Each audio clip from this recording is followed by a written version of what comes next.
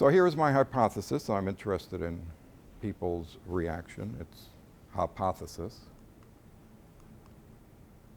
So leadership does for an organization what the mind does for the body. This is my bias. Gives it what it needs. Leadership can't be seen, just like you can't see the mind.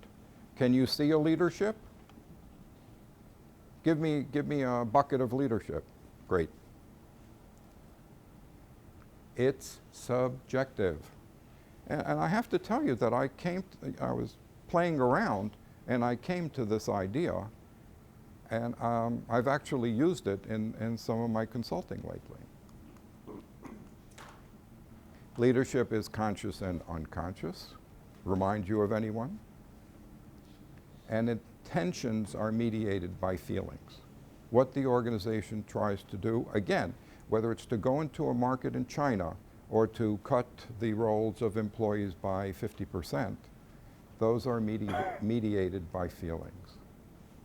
And the agency, what leadership gets done, is a function of self-reflection, thinking, what people call ego, and requires exertion of some decision-making.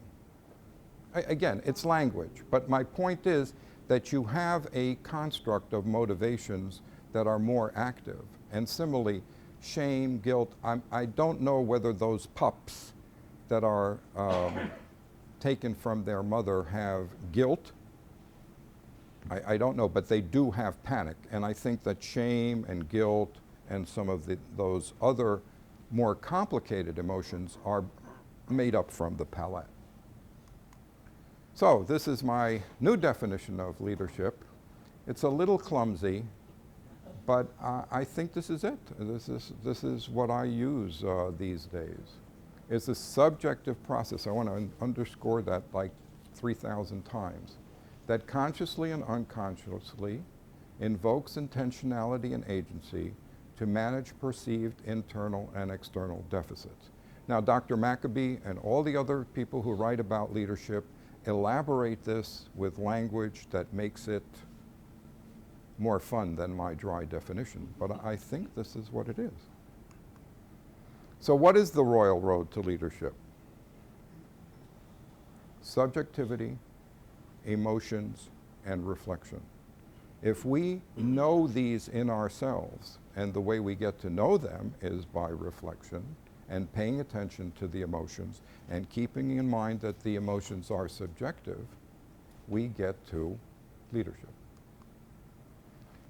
So here they are, careful PJs, or go see the movie, or whatever list works for you. Doesn't make a difference. This list, I think, one of the reasons we like it, and one of the uses of the neuroscience is that people can get stuff that's proven scientifically, even though a lot of science is also subjective, they get it.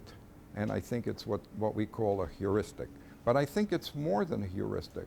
You can't argue with the presence of these emotions. There's kilograms of data supporting the instinctual nature of these emotions for 525 million years. It's tough to ignore them.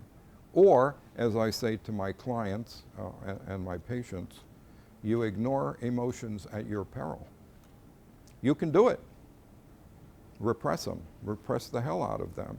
But you pay a price for it. It limits your choices. It limits your agency. It limits the array of motivations you can bring. The palette is the same, but the way the paints are mixed can be different. And sometimes that can lead to conflict. Or even we at different states of mind, or we at different stages of our life, et cetera, et cetera. But it's very tough to read the emotions of others. This is a whole philosophical question as well as a neuroscientific question. How do we know that other people have minds? Some philosophers say that this is unanswerable. But in general, the way we know that other people have minds is we look at their affects. But affects, like my lovely cat, can be confusing. Or we may think that if a person is grinning, they're happy. They may be nervous. They may be enraged. So there's only one way to find out. And I always say to people, again, clinically or in consulting, how'd that hit you? My Gestalt friends do this. How'd that hit you? It's trying to get people to look at which of the emotional systems are active at that time.